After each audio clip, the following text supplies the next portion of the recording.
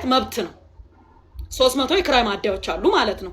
ቀጥታ ተጠቃሚዎች እንደኔ ኢንቨስተር የሆኑ 820 ኢንቨስተሮች አሉ ማለት ነው። እንደገና ደግሞ ካምፓኒዎች እንደነ ኖክ እንደነ ቶታል አይነቶች ደግሞ ከ200 በላይ አሉ ማለት ነው። ኢትዮጵያ ውስጥ በጣም ብዙ አሉ የሚያቀርቡ። ከዛ በኋላ ያንን እንደነገርኩ ውል ተፈራርም ያለው አስቀምጬ ለተለያየ እርሻ ነው የምጠቀመው፣ ማሽን ነው የምጠቀመው። በዛም መሃል 2018 ገባ። ከዛ ይሄ ነገር እጥረትም እየተከሰተ ስለሆነ ኮታ ይቀነስ ተባለ። ከዛ ምን ተፈቀደልኝ? በወር 100,000 ሊትር በ2018 በዘንድሮ ምርት ዘመን ማለት ነው በወር ይፈቀድላት የተባለው 100,000 ሊትር ይፈቀድላት ተባለ። እሺ አልኩኝ። 100,000 ሊትር ተፈቀደልኝ። ሲፈቀድልኝ ደብዳቤውን የጻፈው የፈረመው ይሰጣት ትከራይ ማደያ ብሎ የፈቀደልኝ ዶክተር ደስታው ነው። ዋና ዳይሬክተር ነው። አልታሰሩም አሉ ቢሮ አሁንም ማለት ነው። ያልታሰሩ ሰዎች ከታሰሩት መካከል አይደሉም። ዋና ዳይሬክተሩ ናቸው የፈቀዱልኝ ማለት ነው። ከዛ በኋላ 2018 ላይ ማለት ነው የፈረሙልኝ። ነዳጇ ህገወጥ አይደለም በህጋዊ መንገድ ነው የወሰደችው ብለው ደብዳቤም የጻፉልኝ እሳቸው ናቸው፣ ዶክተር ደስታው ናቸው። አሁንም ቢሮአቸው አሉ። ቀጥሎ እሳቸው ለስልጠና ጉዳይ ወደ አዳማ ሲሄዱ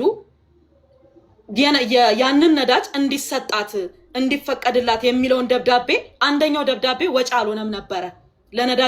ለነዳጅ ባለስልጣን ይሄ ምንድነው ለነዳጅ አቅራቢ ይሄዳል ሜክሲኮ የሚሄደውንና ለኖክ የሚጻፈው አልተጻፈም።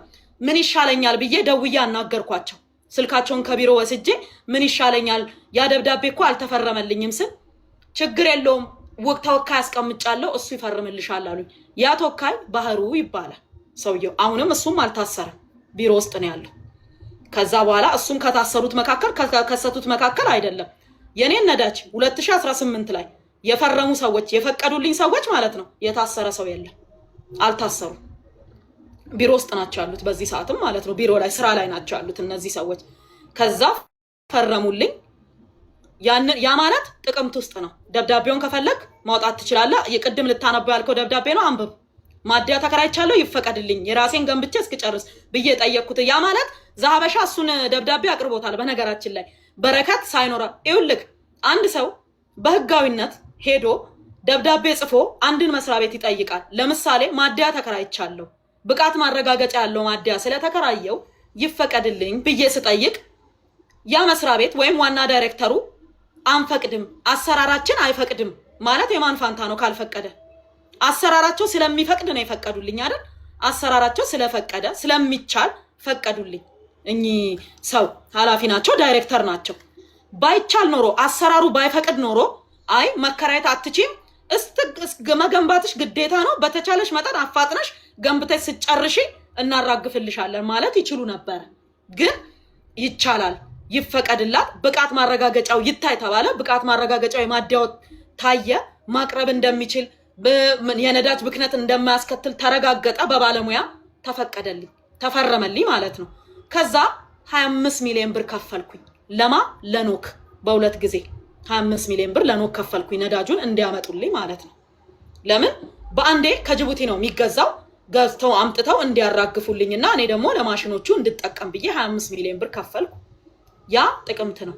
ከዛ ነዳጁን ኦርደር አደረግኩኝ። በአንዴ ኦርደር የምታረገው 50,000 ሊትር ነው። 50,000 ሊትር 50,000 ሊትር እያረክ ነው ኦርደር የምታረገው። በ2018 ጥቅምት ወር ነው ይሄንን ኦርደር ያደረኩት። ክፍያውንም የከፈልኩት በ2018 ጥቅምት ወር ነው። ከዛ በዛ መሃል እየጠበቅኩኝ ነዳጁ አልመጣም። የራሱን የቻለ ፕሮሰስ አለው። ፕሮሰስ እየተደረገ ነዳጁ ከጅቡቲ ተጭኖ ሳይመጣ እኔ ህዳር 14 ታሰርኩኝ። ታስሬ እያለ ነዳጁ ከጅቡቲ ወጣ። እኔ እንግዲህ እስር ቤት ነኝ ያለሁት። በ2018 እንደነገርኩ የብጥብጡ የኢራን ጦርነት አልተጀመረም። ምንም አይነት የነዳጅ የጭቅጭቅ የሚባል ነገር ጭራሽ አልተጀመረም። እኔ ነዳጁ ከጅቡቲ ተጭኖ ሲወጣ እስር ቤት ነኝ ያለሁት። አላየሁትም። ቦቲው ቀጥታ አድራሻ ስላለ ቤተሰቦቼም ስላሉ ቀጥታ ሄዶ ዲማ እንዲያራግፍ ነገሩት። ሹፌሩ ቀጥ ብሎ ወደ ዲማ ሄደ ሊያራግፍ። ለኔ እየመጡ ሲጠይቁኝ ምሳ ቁርስ ይዘው ሲመጡ ይነግሩኛል። መኪናው እየመጣ ነው፣ እዚህ ጋር ደርሷል፣ እንዲህ ነው ይሉኛል። እሺ አልኩኝና ሰማውኝ። መኪናው ሄዶ ማጠራቀሚያ ውስጥ አራገፈ ነዳጁን ማለት ነው። ስንት ናፍጣ ነው ያራገፈው መሰለ? ዲስፓቹ አለ። ዲስፓቹን አሁንም ለሰው ማሳየት ትችላለህ። የነዳጅ ዲስፓች አለው። 90 ከተፈቀደልኝ 100,000 ሊትር 50,000 ሊትር ድፍን የሚጭን ቦቴ የለም። 47,000 45,000 እስከ 48,000 አሁን አዲስ የመጡት ቦቴዎች እስከ 49,000 ድረስ የሚጭኑ ቦቴዎች አሉ። እና ይሄ ቦቴ ደረሰ። ሁለት ናቸው ተከታትለው ወጡና ሄደው አራገፉ። ዲስፓቹ እንደሚያሳየው 93,851 ሊትር ናፍጣ ተራገፈ። ለኔ ለእርሻዬ ማለት ነው። ከዛ ቤተሰቦቼ ምን አሉ? ይሄ ናፍጣ መነካት የለበትም፣ ስራውም ይቁም። 8 ማሽን አለ ግቢ ውስጥ ማለት ነው እየሰራ ያለ 8 ማሽን ቆሟል። ዶዘር አለ፣ ሎደር አለ፣ ኤክስካቫተር አለ። የሚገርም ዶዘሩና ኤክስካቫተሩ ክራይ ነው። ሎደሩና ትራክተሩ ነው የኔ በክራይ ነው የገቡት ማሽኖቹ። ኤክስካቫተር በሰዓት 4,000 ብር ይከፈለዋል። ዶዘር በሰዓት 4,000 ብር ይከፈለዋል። ሎደሩና ትራክተሮቹ የቀሩት ማሽኖች የራሴ ናቸው። እና ነዳጁ መጥቶ ተራገፈ። ከዛ ንግድ ቢሮ፣ ደህንነት ቢሮ፣ ፖሊስ አንድ ላይ ሆነው ይሄ ነዳጅ ክምችት ነው አሉ። ሄደው እዛ ላሉ ጥበቃዎች ማለት ነው። ክምችት አይደለም የእርሻ ነው። ምክንያቱም በረከት እስር ላይ ስላለች ነዳጁን መጠቀም ስለማትችል ቤተሰቦቿ እንዳይነካ ማንም ሰው እንዳይቀዳ ለማሽኖቹም እንዳይሰጥ በዛ መሃል ስርቆት ሊፈጠር ይችላል ብሎ ስላሉ ቤተሰቦቿ እንዳይነካ ተብሏል ነዳጁ አሏቸው። እንደዛ የሚባል ነገር የለም አሉና ሰበሩት ዲፖን። አንድ ላይ ፍርድ ቤት የዲማ ወረዳ ከፍተኛ ፍርድ ቤት አቅርበው ነዳጁን እንድንወርስ ብለው ጠይቀው ነዳጁን ወረሱት። ዲስፓቹ ህገወጥ ነው አሉ። አስብ። የነዳጅና ኤነርጂ ባለስልጣን ዋና ዳይሬክተር ጽፎልኛል፣ ግብርና ሚኒስቴር ጽፎልኛል። ገንዘቡን ለኖክ ራሴ ነኝ 25 ሚሊዮኑን ራሴ ነኝ ያስገባሁት። ከኔ አካውንት ነው ለኖክ የገባው ገንዘቡ። እያንዳንዱ ነገር ህጋዊና ህጋዊ ነው። ዲስፓቹ ከጅቡቲ ተቆርጦ የመጣ ዲስፓች ነው። ህገወጥ ይሁን ህጋዊ ይሁን መጠየቅ ያለበት ኖክ ነው። ማረጋገጥ የሚችለው ኖክ ነው ይሄንን ጉዳይ ማለት ነው። ከዛ ተጭኖ መጥቷል። ከዛ ተነጋገሩ። እሱንም ሰነድ አንደኛ ፌስቡክ ላይ ሄደው ማየት ይችላሉ። በእኔ ፔጅ ሙሉን ለቅቄዋለሁኝ። ሙሉ ሰነዱን ማለት ነው። ተነጋገሩ፣ ቃለ ጉባኤ ያዙ፣ አወሩ፣ ሰበሩት። ነዳጁን ቀርተው ወሰዱ፣ ሸጡት። እኔ በዛ ሰዓት እስር ቤት ነኝ ያለሁት። የተሸጠው ታሳስ ላይ ነው። ታሳስ እኔ እስር ቤት ነኝ ያለሁት። ነዳጁን የተፈቀደልኝን ያን 100,000 ሊትር ናፍጣ አልወሰድኩትም በጭራሽ። እኔ ጋር አልመጣም። በህጋዊ መንገድ የወሰድኩትን መንግስት ፈቅዶልኝ ለእርሻዬ ብሎ የፈቀደልኝን ነዳጅ አልወሰድኩም። እራሳቸው ናቸው እስር ቤት እያለውኝ ሰብረው ገብተው የሸጡት ማለት ነው። ለዛ ደግሞ ማስረጃውን እራሳቸው ቁጭ አድርገዋል። ወርሰን ሸጠናል ብለው ፍርድ ቤት አቅርበው አስወስነው መሸጣቸውን ሰነድ አለኝ። ፌስቡክ ላይ ለቅቄዋለሁ ያንን ሰነድ ማለት ነው። ከዛ በኋላ ሸጠው እኔ እነሱ ታሳስ ሸጠውት ማለት ነው። ኦልሞስት የተሸጠው ነዳጁ ወደ 30 ምናምን ሚሊዮን ብር ሸጠው ተካፈሉ። ብሩ ለመንግስትም ገቢ አልተደረገም። በነገራችን ላይ የናፍጣው ብር ማለት ነው። ከዛ ለመንግስትም ገቢም አልተደረገም፣ ለማንም አልሰጠም። ወደ 6 ሚሊዮን ብር መንግስት አካውንት ውስጥ አስገብተናል ይላሉ። ይግባ ራሱ ያውቃል የመንግስት አካል። ለገቢዎች አስገብተናል ይላሉ። አስገቡ እኔ ማቀው ነገር የለም። ግን ነዳጁ ወደ 38 ሚሊዮን አካባቢ ነው የተሸጠው። ያ ነዳጅ ገንዘቡን እርስ በርሳቸው ተካፍለው ነው የወሰዱት። እኔ በዛ ሰዓት እስር ቤት ነኝ ያለሁት። ያየሁት ነገርም የለም። ተፈትቼ ስወጣ ነዳጁ ኦልሬዲ ተሽጧል። የለም ነዳጁ። ቀጥታ ለፌደራል ፖሊስ አመለከትኩኝ። ህጋዊ የሆነ ነዳጅ እንድሰራ መንግስት የፈቀደልኝ ራሴ በገንዘብ የገዛሁት ነዳጅ ተሽጦብኛል ያለ አግባብ፣ ልክ አይደለም ብዬ አመለከትኩኝ። ከዛ በኋላ እያየነው ነው እናይልሻለን፣ ሰነዱን አምጪ አሉኝ።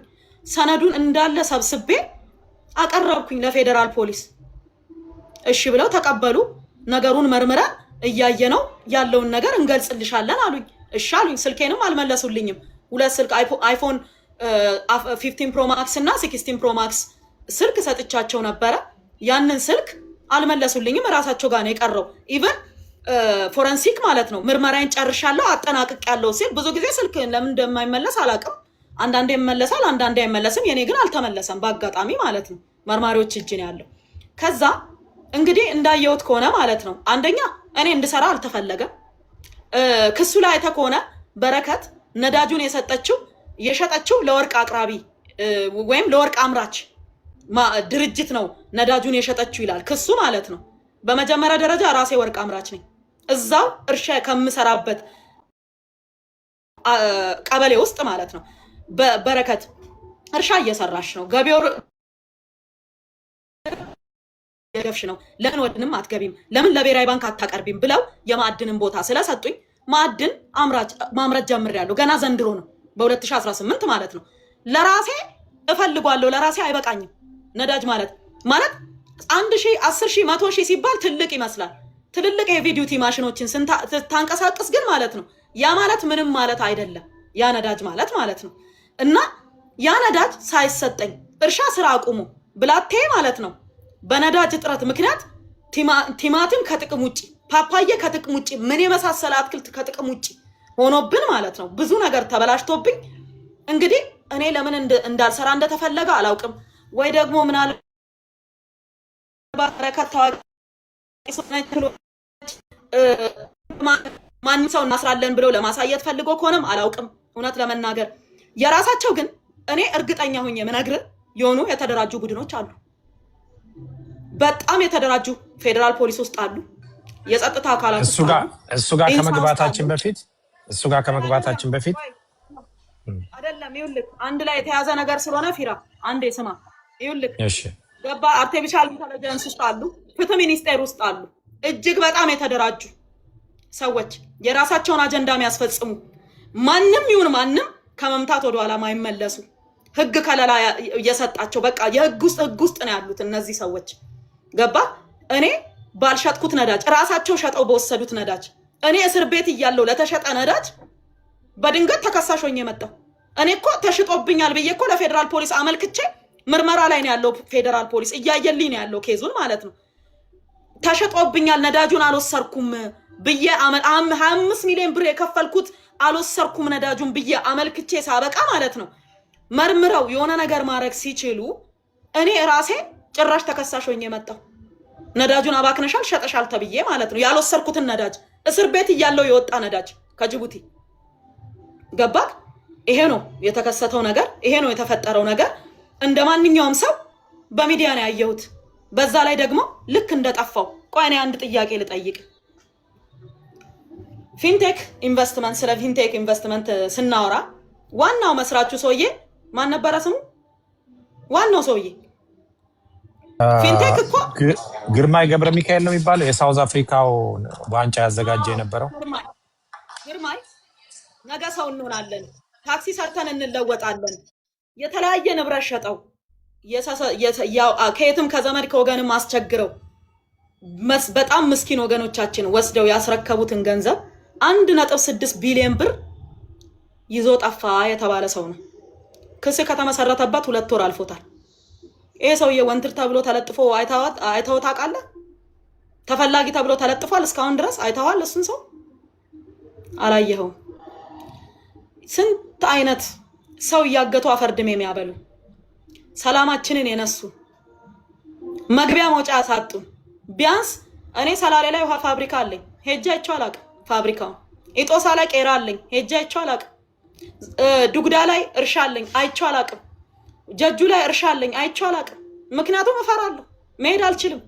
ለዛ ሰላም የነሱን የተለያየ የሰው ደም የሚያፈሱ መኪና እያገቱ ስንት ጓደኞቼ በጠራራ ፀሐይ ተገለዋል እኮ በጠራራ ፀሐይ።